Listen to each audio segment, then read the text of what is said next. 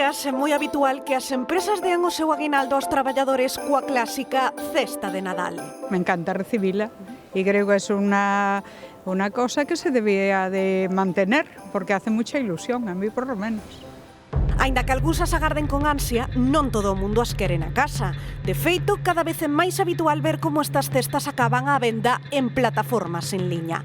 No termómetro falamos con Marta, unha muller que decidiu sacar a súa cesta nadaleira ao mercado.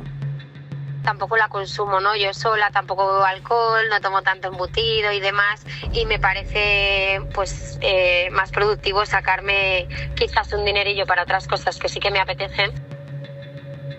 E ollo, porque a cesta non é pouca cousa, é un auténtico arsenal de comida.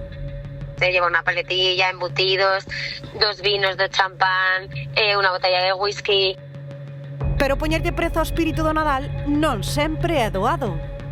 Sí que ha habido varias personas que me han preguntado. Lo que pasa es que la gente quiere pagar bastante menos. Bueno, la he puesto en 120, pero supongo que bajaré un poquito. Pero que opina a Rúa sobre este mercadeo de cestas? É unha opción respectable ou é algo inmoral? Por unha banda, hai quen entende o negocio. Se levan un 5J, habría que pagalo.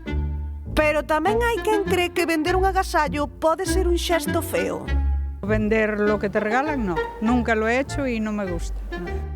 Sexa como sexa, o mercado está aí e nesta particular bolsa de cestas hainas para todos os petos, dende 30 euros ata máis de 200. Cousas do Nadal moderno, hoxe en día cotízase ata a xenerosidade.